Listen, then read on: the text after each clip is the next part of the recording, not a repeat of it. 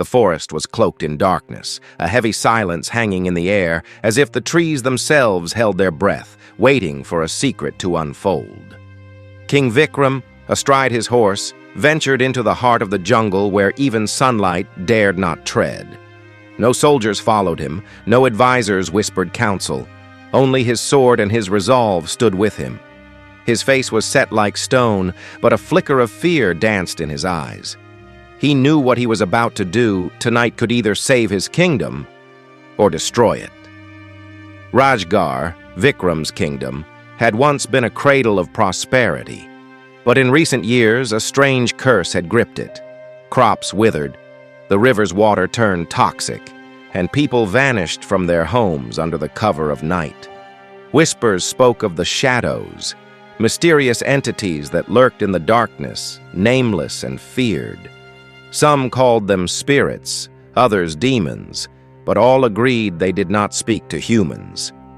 Until this night, when Vikram summoned them. Hook. Placing his sword on the ground, Vikram faced the darkness and declared, "O dwellers of the night, if you have the courage, show yourselves. I come to make a pact for my kingdom." His voice echoed through the forest, then faded into silence.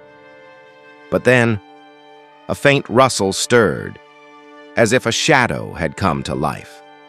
Vikram's heart skipped a beat. Would he unravel this mystery?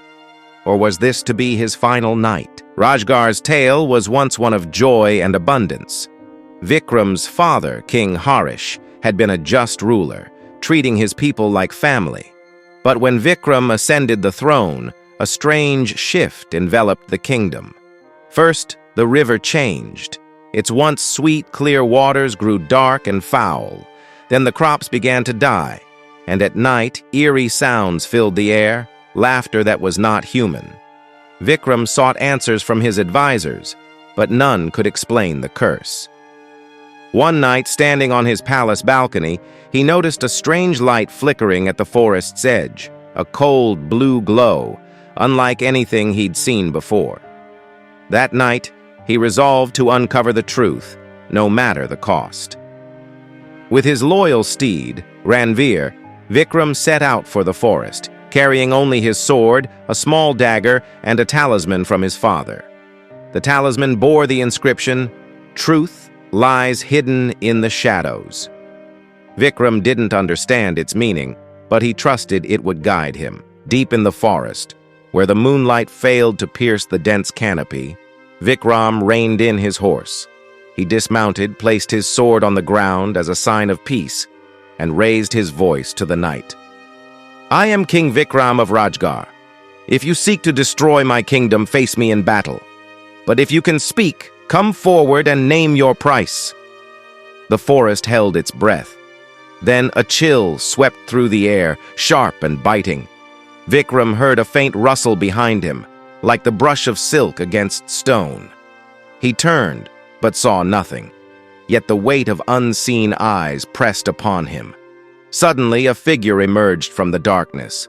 It was no human, a formless shadow, its edges blurred, with glowing red eyes that burned like embers. Its presence sent a shiver through Vikram's bones. "Who are you?" he asked, forcing his voice to remain steady.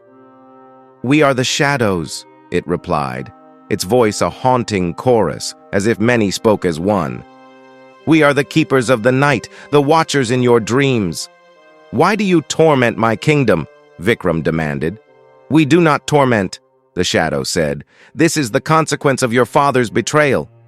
Vikram's heart lurched. "My father? King Harish? What did he do?" The shadow's eyes glowed brighter. "Your father made a pact with us. A pact he broke. Now, Rajgarh pays the price." Vikram struggled to comprehend the shadow's words. His father, the just and noble King Harish, had struck a deal with these creatures? The shadow's voice wove a tale from years past. Long ago, Rajgarh had faced another curse, a plague that swept through the kingdom, claiming lives without mercy. Desperate to save his people, Harish sought the shadow's aid. They granted him a magical stone, radiant with power, that banished the plague. In exchange, Harish vowed to return the stone to the forest's sacred grove once its work was done. But he did not. Instead, he kept the stone, hiding it in the palace and drawing upon its power to strengthen his rule. "Where is the stone now?" Vikram asked, his voice tight. "In your palace, concealed in a secret chamber," the shadow replied. "But returning it requires more than a journey. It demands a sacrifice." "What kind of sacrifice?" Vikram's pulse quickened, dread coiling in his chest. "A life," the shadow said. "Yours or another's." The words struck like a blade. Sacrifice himself? Or condemn someone else? Vikram's mind raced. "Give me time," he said. "I will return the stone, but I will find a way to avoid bloodshed." The shadow let out a chilling laugh that echoed through the trees. "You have 3 nights, Vikram. Fail, and Radgar will belong to us forever." Vikram returned to the palace, his mind a storm of doubt and determination. He scoured the ancient halls for the secret chamber, driven by the shadow's words. After hours of searching, he found a hidden door beneath the throne room, leading to a subterranean vault. There, on a stone pedestal, lay the magical stone, its blue glow casting eerie patterns on the walls. It seemed alive, whispering secrets Vikram could not decipher. He took the stone and rode back to the forest, resolved to offer his life if it meant saving his kingdom. At the sacred grove, the shadows awaited, their forms flickering like smoke in the wind. "You have the stone," the lead shadow said, its voice a low hum. "But where is the sacrifice?" "I am the sacrifice," Vikram declared, placing the stone on the ground and gripping his sword. "But first, swear to me, will my kingdom be free?" The shadow paused, its red eyes narrowing. "Your courage intrigues us, Vikram. Perhaps there is another way." Vikram's breath caught. The shadow explained that if he buried the stone in the sacred grove and sought forgiveness for his father's betrayal, the curse might be lifted. But there was a price. He must surrender his most cherished possession, his kingship.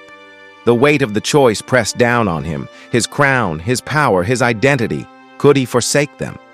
Yet the faces of his people flashed before his eyes. The children playing in the streets, the elders praying for salvation, the families who trusted him. With a heavy heart, Vikram knelt and buried the stone in the earth. "O shadows," he said, his voice steady, "I renounce my kingship. Free my kingdom." When morning broke, Radgar was transformed. The river sparkled once more, its waters pure and life-giving. Green shoots sprouted in the fields, and the oppressive silence of the night was replaced by the songs of birds. The curse had lifted. Vikram handed his crown to his most trusted advisor, a man of wisdom and honor, and walked away from the palace. Some say he ventured into the forest, seeking a new path to understand the mysteries of his soul. Others believe he still roams the wilds, forever tied to the shadows he once faced. The people of Radgar never forgot him. They called him the king who fought the shadows, and his story became a legend told around firesides. But whispers persisted that Vikram had not truly left, that he lingered in the forest, searching for a new pact to protect his beloved kingdom. If you enjoyed this tale, don't forget to like and subscribe to our channel. Your support fuels our passion for sharing captivating stories. If you were in Vikram's place, would you have given up your kingship to save your people, or would you have searched for another way? Share your thoughts in the comments below.